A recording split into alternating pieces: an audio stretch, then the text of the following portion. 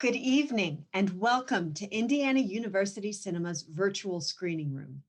This introduction, the movie, and the following Q&A will all feature live captioning. To turn on captions in Zoom, move your mouse to the toolbar at the bottom of your screen, click on Live Transcript, and then click Show Subtitle. If you have any issues, feel free to ask a question using the Q&A box, which you can reach by clicking on the Q&A button at the bottom of your screen. Before we begin, Indiana University Cinema wishes to acknowledge and honor the Indigenous communities native to this region and recognize that Indiana University Bloomington is built on Indigenous homelands and resources. We recognize the Miami, Potawatomi, Delaware, and Shawnee people as past, present, and future caretakers of this land. We are dedicated to amplifying Indigenous voice and perspective, improving community relationships, correcting the narrative, and making IUB campus a more supportive and inclusive place for Native and Indigenous students, faculty, and staff. My name is Jessica Davis-Tagg, and I'm the Events and Operations Director at IU Cinema. On behalf of the entire IU Cinema team, we'd like to thank you for being here for tonight's screening of Flamekeeper, the Michael Cleveland story, which will then be followed by a Q&A with Michael Cleveland himself and the film's director, John Presley, along with John Kay, the Director of Traditional Arts Indiana. This screening is supported by IU's Arts and Humanities Council. Unfortunately, the Council's first Thursday's outdoor festival this week has been canceled, along with Michael's performance onto campus that was scheduled to occur as part of this month's festival. We are currently working to reschedule Michael for next fall during either the September or October First Thursdays Festival, so everyone can look forward to that.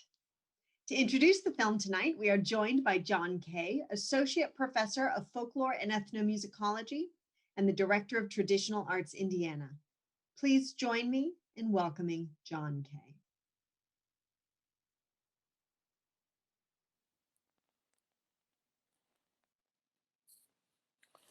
I'm really excited to introduce this film.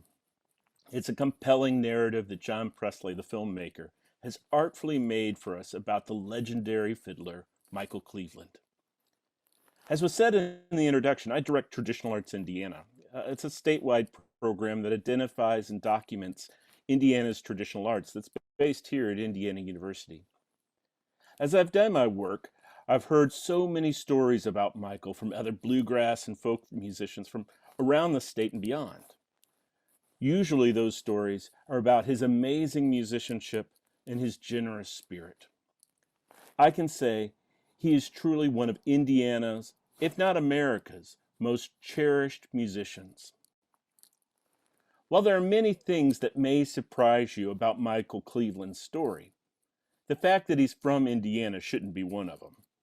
Although bluegrass music is commonly associated with Appalachia, we have to remember that Bill Monroe traveled north to Indiana to create his distinctive sound.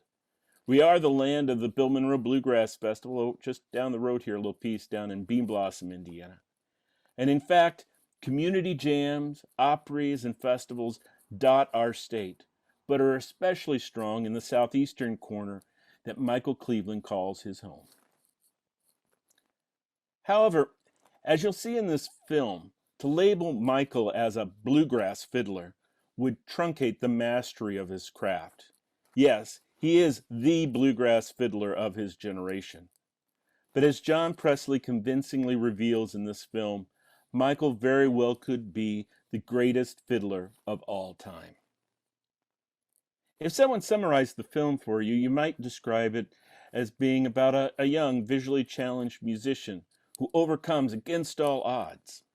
And while that's true, the story presented in this film is so much deeper than that. This is the story of a modern American master whose artistry transcends anything you think you may know about the music or the musician. I'm sure that we'll get into all of that in the Q&A portion of our conversation with Michael Cleveland and John Presley. So you want to make sure you follow that up after the film and make sure that you join us for that. But now, I'm pleased to present to you Flamekeeper, the Michael Cleveland story, and I'll turn things back over to Jessica.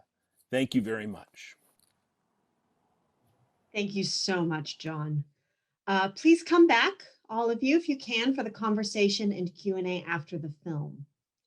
After I'm done talking, you will see the link to the film on your screen along with a countdown. We will also include an approximate start time of the Q&A in the chat box.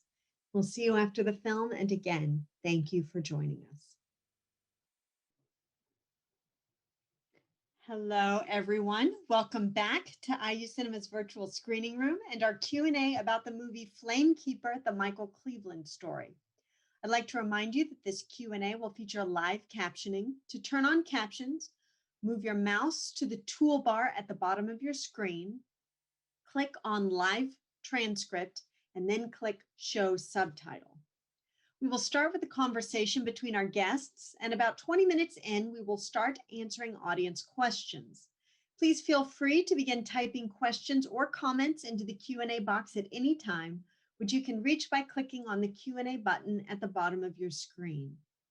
I would like to start by introducing our moderator, John Kay. John is the Associate Professor of Folklore and Ethnomusicology and the Director of Traditional Arts Indiana. We would like to welcome him to the screen tonight. Welcome, John.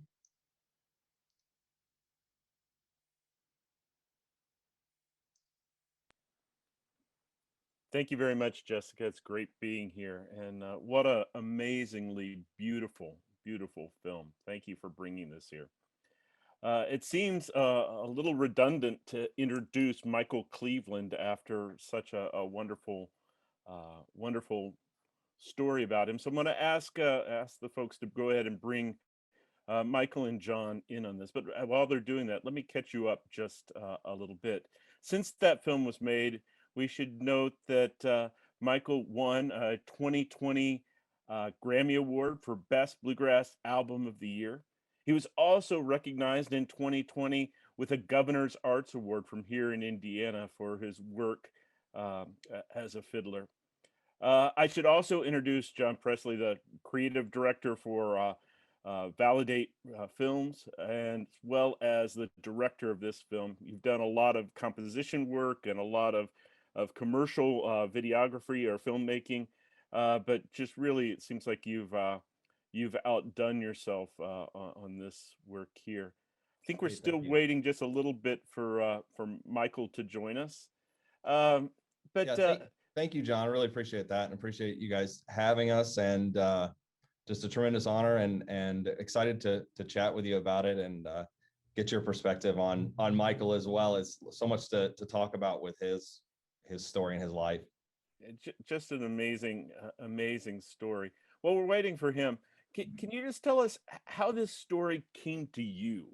I mean, it seems like a story that was made for the big screen. But how did you discover Michael Cleveland and his story?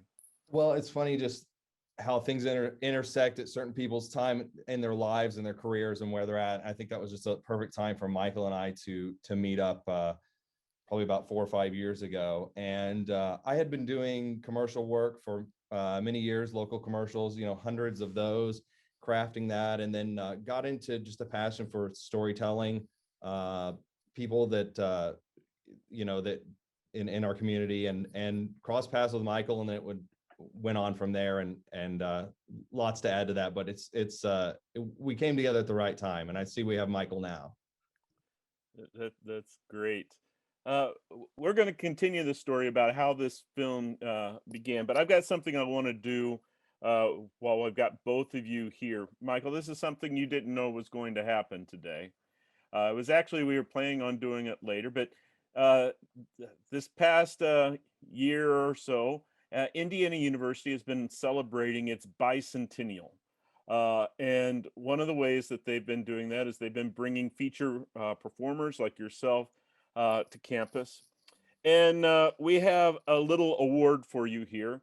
They took a historic bell that was in the student building on campus, and when there was a fire, the bell was destroyed. But they took the brass from that bell, and they crafted it into a limited number of bicentennial medals. And they've been giving these out to dignitaries all over the world who have made a meaningful impact to Indiana University. So on behalf of Indiana University and the Indiana Arts and Humanities Council, I want to give you a Bicentennial Medal from Indiana University. And it's a brass medallion that's probably around 3 inches wide. It has the insignia of Indiana on it, and it has the IU logo there, and it says 1820 to 2020. And it's got wonderful impressions on it. So it's just really a beautiful brass medal for you here. So congratulations, Oh, wow, thanks. Michael, and thank you for all the work you've done to bring this music to our state and to the world. Wow. Well, I'm very honored to be here, and thank you all so much for everything you've done to actually put this on. You know, John and uh, Elizabeth, Jessica, and Gerard, Seth, and everybody else. There's probably a ton of people I'm leaving out, but everybody who's worked so hard to make this happen and to be asked to do the film and to be a part of this is a real honor for me, and especially here in Indiana. This is my home state, so I can't tell you how much it means to me. Well, you mean a lot to this state, and so we're just really thankful that you're able to be here. So thank Just you. sorry we can't be here in person. We're virtual I anyway. know we've been trying to give this medal to you for a long time, and COVID kind of kept interrupting things here. So we're I looking forward might to just having you show come to up campus soon. randomly. I'll just show up randomly one day, you know. Just wander into Maxwell Hall there on campus. You're welcome Yep. anytime. So And start fiddling. I was asking John before you joined us how this film came to be, and I would imagine a musician of your caliber, you get hit up with stuff all the time. How did you know that this was something that you wanted to happen? How did this film become part of your life? Well, the first I heard about it, our publicist, Kimberly Williams, called and she told me about this whole thing. Um, we play a festival pretty much every year in Branson, Missouri. They have a barbecue and bluegrass festival at Silver Dollar City. And so they have a ton of bluegrass acts. I think it goes like 2 or 3 weeks and just full of just like awesome bluegrass bands. And so we got hired to play there. And the promoter, D.A. Calloway, I think, John, correct me if I'm wrong, he brought you to see the band. Yeah, yeah. Okay. Yeah, so I guess well maybe you should tell this. But Well, exactly. I saw Mike play and DA as a mutual friend, and just kind of went from there. And it was great timing where I was looking for a story to tell, and you know, Mike's story had not been told, and it came to me pretty quickly that this was someone was going to make a film about Mike's life at some point. And I was hopeful that it was going to work out together. And then I think Mike and I just kind of hit it off from the beginning, and I tried to be open and honest with him from the get-go about what I was looking to do, and he really opened up and about his life. So well, and when Kimberly first presented it to me, you know, we had to talk about it quite a bit, you know, with my folks and you know the band and just think about, because John did say, you know, I want to tell your story. It's going to be about the music, but it's also going to be your story. You know, we want to learn, you know, what it's like to grow up being visually impaired and going to a school for the blind, and uh, you know, things about your life that people may not know. And I was a little hesitant at first just because of the fact that when I was younger, uh, there were some stories done about me that focused just on, you know, me being visually impaired and not so much the music into things, you know. And so I made up my mind early on, if I was going to do anything in this music business, it was going to be on my merits as a musician. I did not want to be the blind guy who plays the fiddle and just is there. I wanted to make it on my own merits. And, like Doc Watson and Ray Charles and people like that, when you mention them, Doc Watson's a guitar player. Oh yeah, and he happens to be blind. But he also gets up on his, or used to get up on his roof, I think, and do a bunch of work up there. But anyhow, I was hesitant until I talked to John.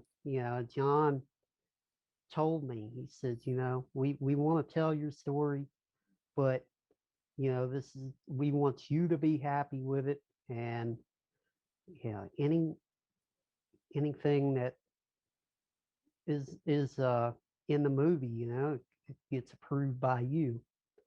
And so that really meant a lot, and just getting to know John and the type of person he is, and there's trust there. That's that is that is great, and it's obvious by the way how natural the film comes across in the way that it plays out. John, I want to ask you a question. One of the things about telling stories that have a personal history side to it is coming up with the archive. Coming up with all the photos and the video footage. It seemed like you probably didn't have too much of trouble. I mean, Michael talked about Doc Watson. You had footage of Michael when he was a kid playing with Doc Watson. You had photographs of him playing with Bill Monroe. Can you talk about that archive sense in the film? Yeah, I just, when you have those old memories, especially from that era, cassette tapes, VHS tapes, photos, it was just, it was perfect timing because those were in Mike's basement. It's one of those things like everybody, you need to, transfer them, you're going to do it.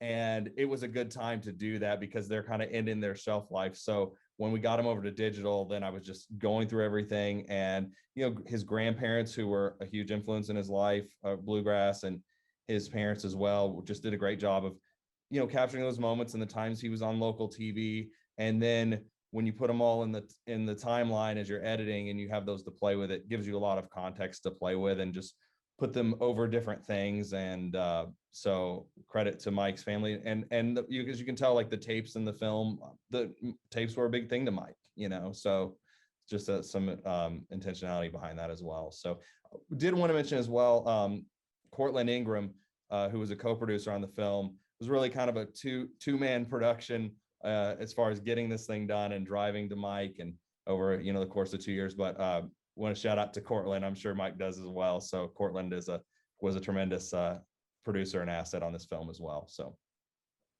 and he's a fiddle player, so that helps. Yeah, he helped me to speak fiddle because I had to learn a little bit about the fiddle, and now I know quite a bit about the fiddle. So I bet you do. I bet you do.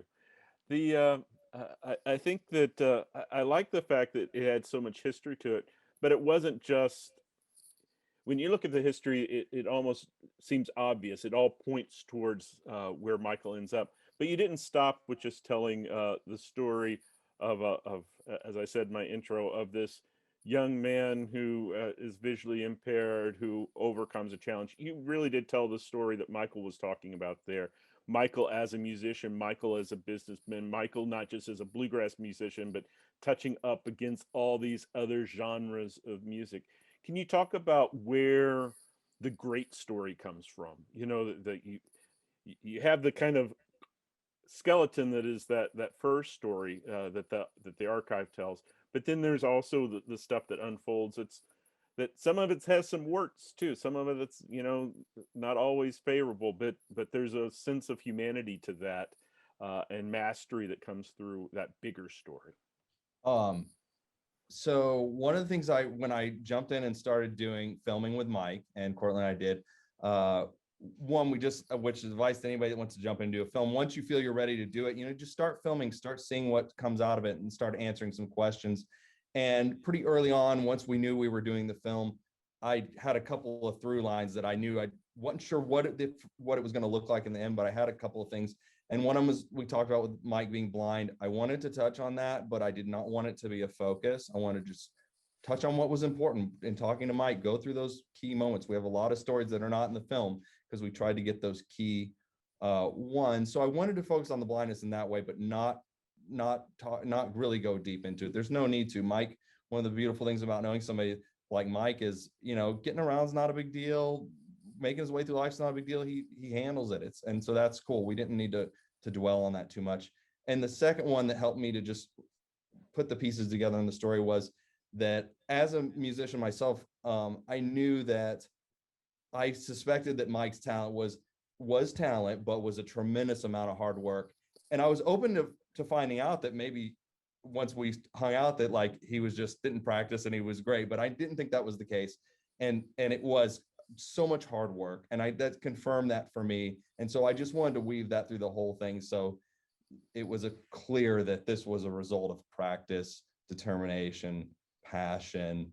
Like it just came out of that. So those helped me to then put together the scenes and the things and the things that people said to help craft that. So that was my guiding force through the film. I think that really came through. That was one of the things I wrote down on my notes here was to talk about was the work ethic that Michael talked about and that you showed in this. It's kind of the flip side of the overcoming narrative is he's got this special talent because he's blind, that it just automatically comes to him naturally, and it's just inevitable for him to be able to do this, and it masks hours and hours and hours of labor that I know that he has put into this. Can you say a little something about that for people that are listening about your kind of workflow, your regimen of what you do? You saw some of it through the film, but how have you been spending this COVID time in keeping up your chops and playing and that sort of thing? Well, I'm in my music room now, and I got a couple of recording booths in here. And since, well, maybe the last couple of years, I've been set up to record. And I feel like I kind of lucked into a lot of sessions, to start off with. And then it just, during COVID, it's it's been really good, to be able to work and play every day, even, if you can't play with people, playing along with great music, that people send you, I mean, that'll keep you in shape. Till I play with my band, they play so fast, it's like I haven't been playing. But as far as what John was saying, and you also, John, about the work ethic and all that kind of thing. Yeah, I guess you can put it that way. But when you're doing something that you love, it's not work. I mean, there's ups and downs, and there's things that aren't great or whatever. But I love to play, even if I couldn't have done this for a living or whatever, I mean, there's tons of musicians out here, and good ones, that just don't, for whatever reason, it doesn't work out, But I mean, I would have to play. And, when I'm home, I have to play. It might not be practicing, I never really considered myself ever to have a specific practice routine, and this is kind of something I've been curious about, and try to talk to all these great musicians about, what is your practice structure, and that's something I really like to develop someday.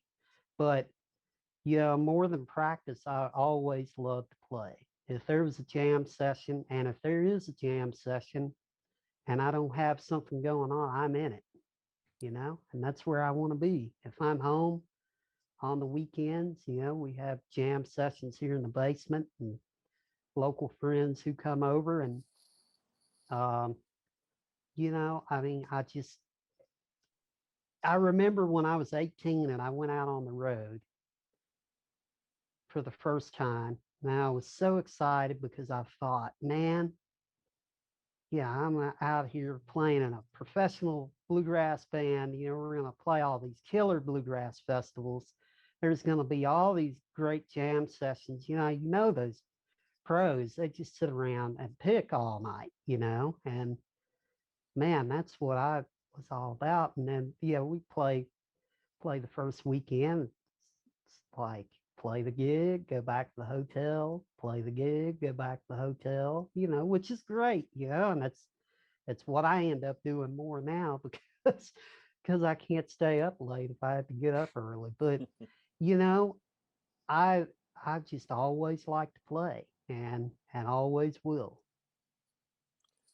That's fantastic, and that connects to something I want to ask John about. Here is the part that one of the parts I really liked was how you showed all those different performance set not performance playing settings, pick the jam sessions, the festival ground, behind the scenes playing, the small concert there. It looked like a public library or someplace with Brian Allen, as well as the big concert venues as well. Could you talk to us a little bit about why you wanted to not just paint him as the national talent, but actually kind of show them up close and approachable in the way that you captured so well? So I guess it was kind of became obvious to me that like Mike has a lot of friends, a lot of people he jams with. So just hanging out with Mike, it was like, I'm going to play this gig with Brian. Okay, well, who's Brian? Well, Brian's my friend and he's also blind. And we're going to, so the stories kind of told themselves in that sense. And then once we knew we were going to film with someone, we just planned out the best we could. And then I knew enough about kind of field recording those audio settings, and Cortland and I did enough to be a really small, and the technology allows it as well now, to be like a two-man crew and be almost like a fly on the wall, try to be with these settings and let them do their thing and capture it all, and then talk to the folks, and then pretty soon you had a scene, and then just start putting those together. But I mean, that's just like looking at Mike's life. He plays with all these different folks, different styles, different things. He can play jazz swing fiddle phenomenal. We get a little bit in the film, but some of my favorite stuff that Mike plays. So we could have gone even further into the classical things. We had to stop somewhere. So people like to go home eventually from a film. So there was even more to cover, but we tried to give a taste of all those genres and real friendships he has. So. Right, right. I think I think you captured that really well. Uh, I want to press both of you all just a little bit more on this inclusion. When you watch the first part of the film, you've got the Del McCourys there, you've got the Sam Bush, you've got the Bella Fleck, you've kind of got the royalty in the bluegrass. All the Bella's moving well past that at this point, but you have that. But then you really do start moving into completely different genres of music. Can you talk why you didn't want to just paint him as a bluegrass fiddler, but that I know part of it's the story of him. He does everything, but it'd be a much cleaner probably story if it was just that straight arrow, Michael Cleveland, bluegrass fiddler. You know what I mean? Why is it important for people to know about all the other stuff that he does as well as the small stuff? I'm sure Mike might have a good answer as well, but I think the getting to know Mike, it became apparent that he was going to, at least he's always going to be a great bluegrass fiddler. He's always going to do that, I'm sure.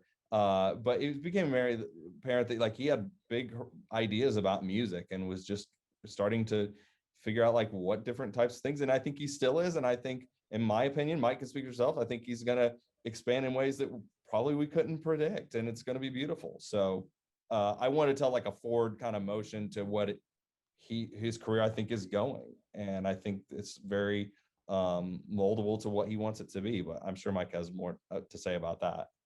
Yep, Michael. Well, I think it's just kind of where it's like John said. It's where I was at the time and where I am now. If we'd have done this documentary maybe 10 years ago, I'd have just pretty much was a bluegrass fiddler. I not that I don't or haven't played other styles of music before, but I don't know. For a while, I guess I thought there's, I really love bluegrass, and I always will. I love playing that. But you always hear the people, oh man, he went started playing jazz or playing rock or playing, plugging in. He went and plugged in. And I've been guilty of saying it too. But I guess part of it was, I had that in the back of my head, and then just, at the time I really wasn't listening to anything else. Bluegrass for a long time, bluegrass and country, was primarily what I listened to, and it wasn't until, the last a few years or so, that I realized. I think I did that session with Andy Statman. I did a record with him and Tim O'Brien called Super String Theory.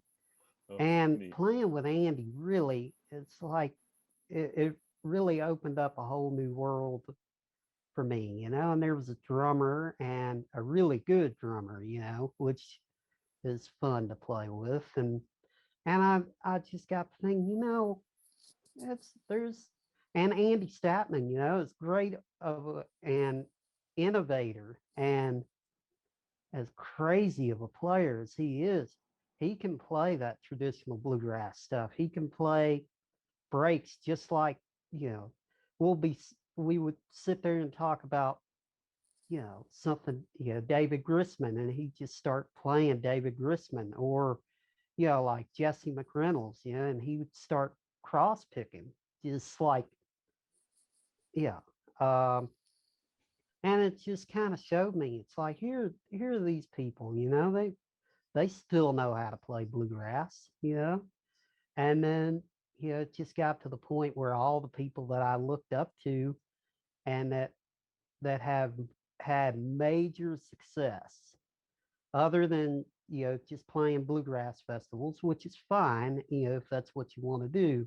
But, the artists, you look at them, they've had major success in this music. Del McCurry, Bela Fleck, Sam Bush, Jerry Douglas, the list goes on and on.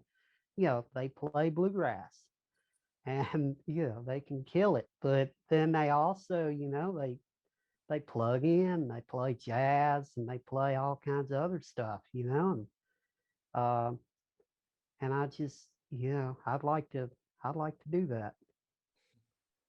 Yeah, I think everyone can kind of see that in your face, the just the sheer joy that you get when you're out there doing this. It's just Yeah. it's great. So I've asked questions about this kind of forward-looking, kind of progressive side to what you do. I wouldn't be doing my job as the director of Traditional Arts Indiana, the statewide folk arts program, if I didn't ask you about what did growing up in Indiana do for you as a musician. Why is this little area in southern Indiana really home to this type of music? Can you talk about you growing up a little bit more in detail about that, and where your Yeah. musical genes come from? Yeah. Well, my grandparents had a local bluegrass association that they started before I was born. None of my family ever played, but my grandparents loved the music and just, wanted to have a place for musicians to come and learn how to play. And, uh, it was like an open stage thing. And so there was one in Henryville every second and fourth Saturday. And then there was one in Scottsburg, Indiana, that happened every third Saturday. And then later on, about the time I was 12, 13, something like that, there was another one that started in Madison. And so pretty much every Saturday night, I would go to these bluegrass things with my grandparents. And from what I've heard, they started taking me when I was really little. It's like in a stroller or something. But so I was always around it. But the you got it in all directions here, because you got my area, which I'm pretty close to Louisville, Kentucky. Well, Louisville used to be the place for bluegrass. Like the Bluegrass Alliance were here, with Lonnie Pierce, and well, Sam Bush was in that band, and Tony Rice and Vince Gill, and all these guys. So there was like all these little bluegrass bars that you hear the older people who were around talk about, like the Mason Jar and all these places. I've never been to, but man, if I could go back in time. But so you got people like that, and then you have people from the Louisville area, and then parts of southern Indiana come to these Henryville things. And then when you went to Madison, you would run into more people from like Bloomington, North Vernon, and then you get into people like Roger Smith and Vernon McQueen, and these guys used to play with Bill Monroe, you know, and so uh, you kind of had. I don't think people realize really what kind of musicians are here in Indiana and how many there actually are. That maybe never play professionally, and they have families, jobs, and that's all they did, and uh, rightfully so.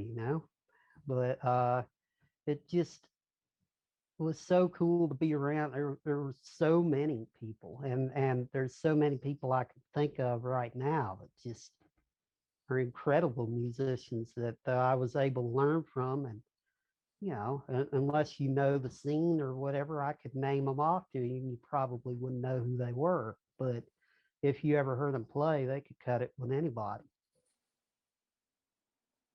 That's fantastic. I totally agree with you. I've got one more question, and then Jessica's going to open it up to the to all the Q and A's. I'm sure we've got a long list of them. So I'm going to keep my question real short. John and Michael. John, if you're an artist, Michael's an artist, you're doing creative things in the same orbit. When do you have a story, either of you, of when you knew it was going to work? When you knew that you both kind of got each other? When it was no longer just the kind of clunkiness of like going through the motions, oh, we're going to shoot this now, but actually you were in the same space, both mentally and physically together. Do you have any experiences like that, or was it work the whole time? Well, I'll Oh, have to. yeah, Sorry, go go ahead, ahead, Mike. John. We might be thinking the I'll. same thing, but go ahead, Mike. All right. So when we first talked about this, the first show that we were doing, coming up, that John wanted to come to, we were doing the Bluegrass Underground, the old one, and then the Station Inn that night. And he's like, so I want to come film all that.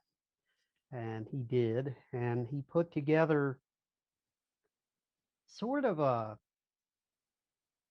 first trailer, you could say, or that's kind of what I took it to be. But you know, the guys in my band and me and like all these people who looked at it, they were all like, "Man, this is the real deal. This this is legit right here. This is not somebody just setting up a video camera and recording whatever happens. And it's like this is like multiple cameras, and I don't even know what all, but it just um and the way that was put together, just from little dialogue from talking to the guys, and think just backstage at the gig. So within like a week or so, he sent us this, and I thought, man, if that's what he can do in a week, that's So I was blown away. Great. John? Well, thanks, Mike. That's awesome. Real quick, we had the chance to record in RCA Studio B, which is like an iconic studio in Nashville, and many hits recorded there for decades. And we set Mike up to film, and we did like hours of him jamming. I kind of had like a rough idea in my head, and I remember that was pretty early on. That ended up being the audio that we used to make the opening title sequence. And it was just him jamming, and just like we just were playing with it like creatively and filming that and getting the audio. And I remember, I think after that night he was very confused what we were going to do with that, and I think I was too. But it was just like kind of an excuse to go somewhere neat and film him playing and just like see what he can do. And I think he was a little worried after that, but we straightened it out. That's great. That's great. Jessica, I know that you probably have a long list of questions, so I'll ask you to share this with us as you can. We do. We've been receiving fantastic questions, and we'll get to as many of them as we can. If you have a question and haven't asked it yet, you can still submit it by clicking on the Q&A button at the bottom of your screen and then typing your question into the Q&A box. Our first question is from Will, who wants to know who came up with the band name for Flamekeeper and what's the story behind it. Okay, well, Flamekeeper was the title of the first solo album that I did with Rounder Records when I was still playing with Rhonda Vincent. I think it came out 2002.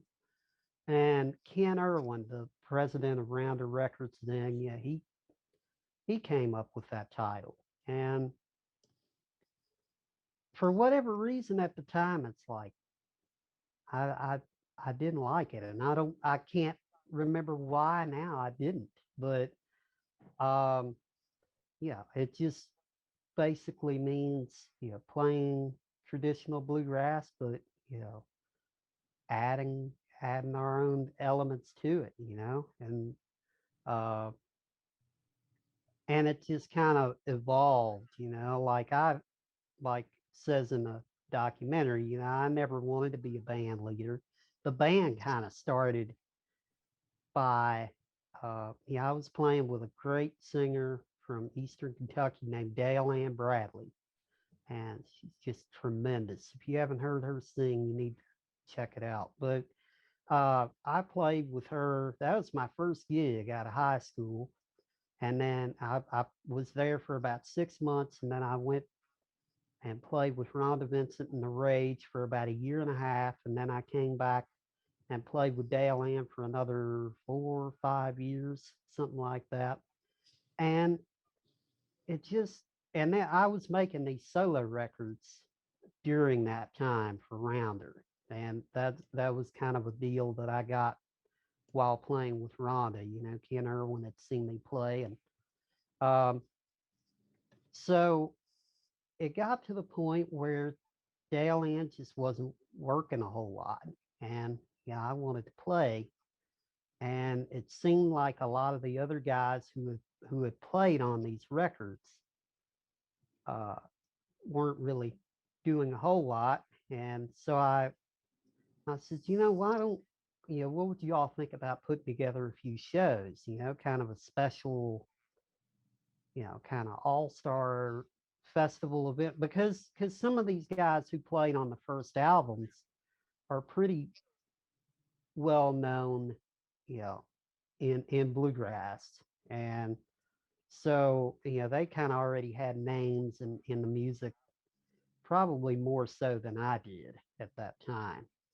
And so that's kind of how it started. We booked a couple of shows, and then uh Audie Blaylock, the guitar player, he kind of fronting his own band also, and he said, I got this booking agent that he's new and he's out of Nashville, and he would, might be interested in booking some of this, and so his name was Jim Rowe, and he came out and saw the band, and he told me, he said, this is what you need to be doing right here. And I agree, because I love the music we made, and Um, but that's kind of how the name came about, and hopefully that explains, that answers your question. Great. The next question, actually, John, we had quite a few questions about the opening credits. Specifically, what cameras did you use to shoot the opening credits? And then what was your experience putting that sequence together? Yeah, so that kind of ties in like I was talking earlier, we recorded this pile of audio of Mike just jamming basically and just talking through like different things he could do, almost like how far he could push the instrument. And we'd filmed all that. And then I knew that I wanted to make something kind of special for the opening title sequence, and develop like the look and the brand of the film a little bit, and worked with a visual effects company called The Mill out of Chicago. And it was shot on red and in studio, and just developed that collaboration with them using the audio, and it turned out pretty special. And they came up with the Braille logo and some of those elements. So Mike deserved a flashy intro in the film. It's but it turned out really special. So Michael, what has your experience been during lockdown, even still now, when live in-person performances has mostly been put on pause? What sort of impact has the pandemic had on you and your band, as well Well, as the bluegrass industry as a whole? I've been home. I haven't been home this much since I was probably 18 years old, and uh, got a routine now, I mhm. get up, work out, eat a salad, record, it's like, it's almost like normal life. But, I don't mean to make light of the situation at all, because, I mean, we all want things to get back to normal. And, I know I do, and we're ready to play. Now the guys in the band fortunately have other jobs that they do, and that that's helped a lot, because I know a lot of musicians, where they're just totally dependent on that. And if it had been maybe 3 or 4 years ago, I might have been too, but uh, with this recording, uh, since I got set up to record and kind of started doing some of that, that's really been great. But it has been, there's nothing like and playing with people, and just the fact that it used to be nothing to go to somebody's house. Let's hang out, and there'd be 15, 20 people there, all bunched up in the room together. And I mean, you wouldn't do that now. I mean, who would have thought? And yeah, it's still crazy to think about. But uh, I guess it's yeah, I can't say that it's all been bad. I I think that I've gotten more done, really, as far as improving personally and musically, and just kind of working on all those areas than I ever have. And yeah, I know a lot of people, they're like, man, I just can't get motivated, and I've had days like that. And but for the most part, I think I might be busier on a day-to-day basis now than I've ever been, just between the recording that I do, and then my usual routine, uh, working out. And then if I've got to take care of any business or what, things of that nature, before I know it, hell, it's 8 o'clock. It's 8 o'clock at night. But but I am ready, and I know the guys are ready too, to get back out there and play, because there's nothing like that. There's nothing like when everything's just firing on all cylinders, and you got an audience that that are fired up, and it just, there's not a feeling in the world like it. Yeah. So here's a question from Jim for both John and Michael, I think. There's some sensitive subject matter featured in the film. Were there any challenges when you were determining boundaries for some of that subject matter? You talking about alcohol?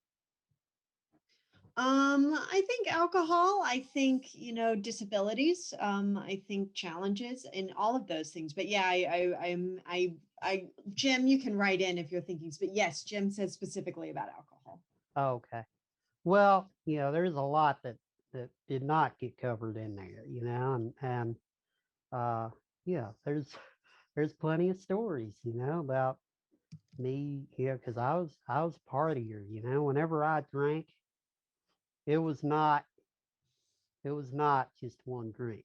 And it was the kind of thing where it's almost like a rite of passage, when you're hanging out, you're picking, and and you see, your buddy that you're rooming with or you're jamming with, and if your buddy, not that I ever felt pressured. I was all about it, so I can't really say that. But at the same time, when you're hanging out with a guy, and his philosophy is, if you don't drink 6 beers, then why are you drinking?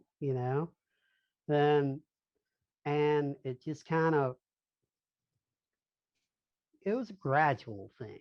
It wasn't anything that happened overnight, and it never does. It's not like, you take one drink and you're an alcoholic, and that's it. But mine was just, you know uh one night here and one night there, and of course, playing at bluegrass festivals, even though it is, it's more of a family oriented, a lot of traditional bluegrass festivals, but still, you could find it. There's plenty of, people picking, and where people are jamming, there's food, beer, and everything else, and it's so easy to get wrapped up in the moment. You're hanging out with these people and you're having one hell of a good time, and yeah, man, this is like the best night ever. Why not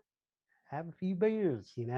And it just kind of develops from that. But yeah, there's plenty of stories, like the guys in the band when they were getting ready to be interviewed, because we talked about it, and it's like, this alcohol thing has to be covered, because there were important people, and there probably still are, and situations I don't even remember or know about. I mean, it wasn't like,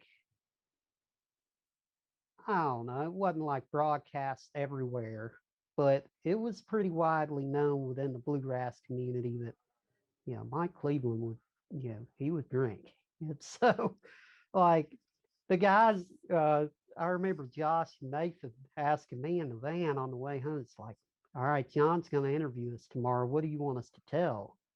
And what do you want us not to tell? I said, tell whatever you want, I mean, um, so rather than, I maybe you can answer, your thoughts and covering it, or whatever, John, but just, yeah, there's plenty of stories about that out there.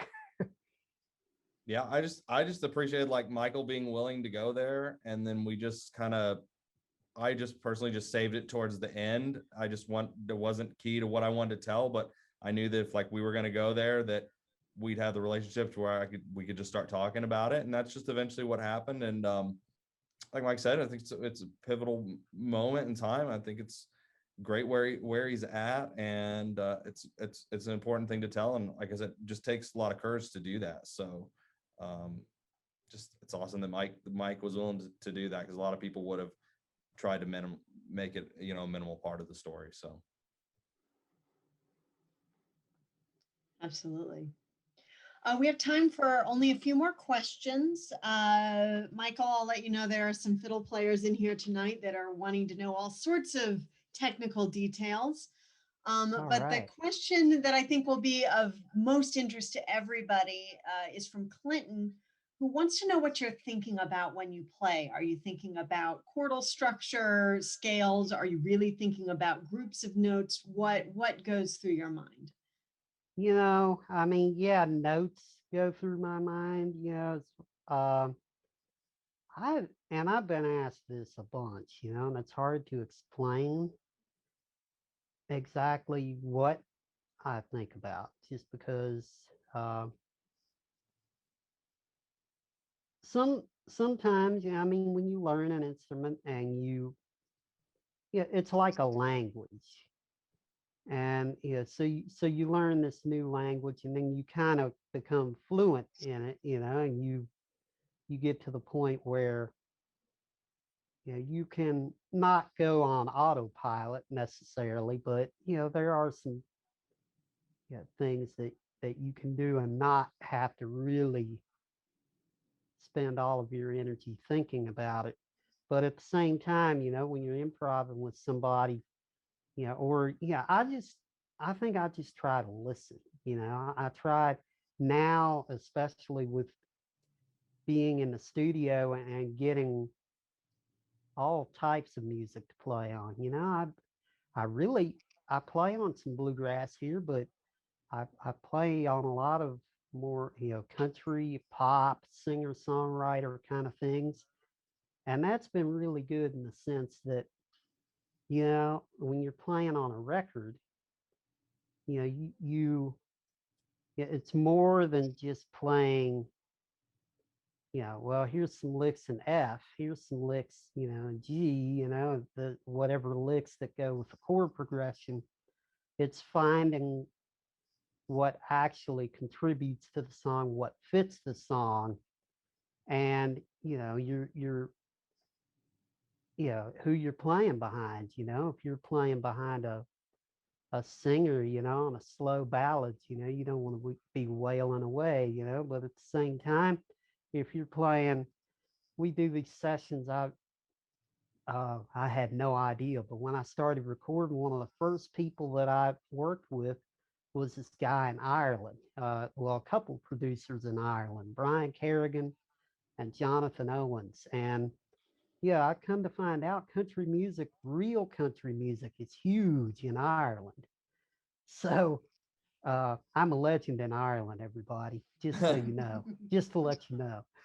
But no, seriously, but there's this Kelly player that uh, you know, most of the time we'll be splitting a solo, and this guy just shreds the telly.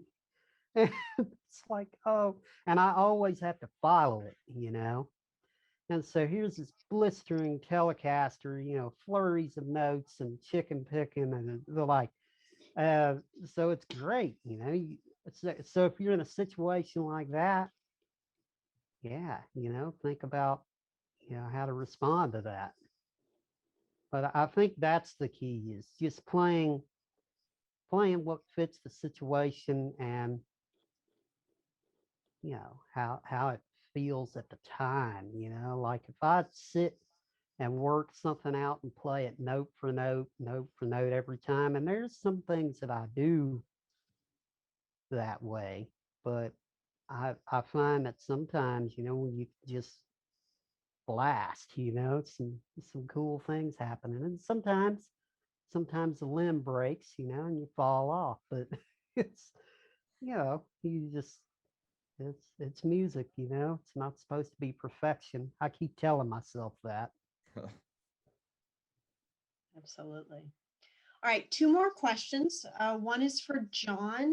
Is there a version of this film that's accessible to the visually impaired, such as one with simultaneous audio description? And if not, do you have any plans to make the film accessible in that way? So yeah, not at this point. Mike and I have talked about that. Kind of our decision on that was just the basis of the film itself. We decided together that and I needed to, out of necessity, to show Mike the film, since he couldn't see it, is that it is, I think it's completely incomprehensible from beginning to end of listening to it alone without the visuals. But yeah, it's something Mike and I've talked about, and if there's a demand for that, yeah, I know Mike's watched a lot of films that way, and there's all sorts of tools like that that are great. But yeah, we tried to design the film in a way that could be understood without seeing any of the visuals. Really interesting. All right, and our final question is for both of you. John and Michael, what are you working on now and what's next for you? Go ahead, Mike. Oh, all right.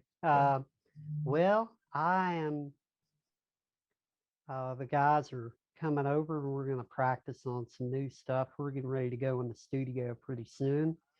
I've, in the middle of that, I'm supposed to tour with Bela Fleck in September. And that was supposed to happen last year, and thankfully a lot of it got rescheduled. And so I think I'm going to be spending a few months woodshedding on some Bela Fleck, probably. But with that and just finding new material to record, it's kind of my focus musically now. And I'm looking forward to coming to see Mike play live again, hopefully soon, and maybe playing with Bela and some of those players that he meets along the way. And I'm continuing to do commercial work and work for clients and video and short film and music and things like that. And just out there watching Mike rack up the awards and the medals tonight. And congratulations, Mike. It's fun watching what you're doing for sure. And Mike and I keep up, but it's hard to keep up with how much he's accomplishing. I mean, it's just honestly, it's cool to watch. And it was fun for me just to be a small part of it. Now we're kind of like in retrospective mode on the film now, but yeah, it's been really fun. And thank you guys again. All right, thank you all so much. Are there any final comments before we wrap things up? John, Michael, anything you want to say here at the end? Well, I just thank you all again so much for having both of us, and this is a real honor. Yeah, absolutely. Thank you guys to John and Jessica, the entire team, and thank you to everyone who watched. And I'm sure you can reach out to me or Mike with any other questions or things. And thank you again to y'all. Yeah, Sorry, I want to thank. pick for you guys. We want to come back and play for you for sure. Hopefully this fall we'll get you on campus for sure. I want to thank IU Cinema for hosting this film. They've worked great with us on getting it rescheduled. And when I started talking with the folks at the Arts and Humanities Council about bringing this film, I don't think they realized how beautiful it is and how great. So I'm just really thankful that they did it. I'm thankful for the Arts and Humanities Council for the work that they've done here as well. So thank you all. All right, thanks, John. Thanks, Jessica. Back to Jessica. All right. Well, thank you, Michael, John, and again, all of you for being with us. I'd like to thank the entire IU Cinema team, particularly Seth, Elizabeth, Ava, and Will, who have all worked behind the scenes to help make this event possible. We'd like to encourage you to go to IU Cinema's virtual screening room to see our events and other offerings, as well as signing up for our weekly email to take advantage of IU Cinema's Any Day Matinee Classics Make 'em Laugh series, which features 4 specially curated free films this semester for our subscribers. The series will kick off with Buster Keaton's Our Hospitality on April the 14th. To all of you who tuned in, thank you once again for being with us. Be well and be kind to yourselves and others during these challenging times. Thank you all so much and have a great night.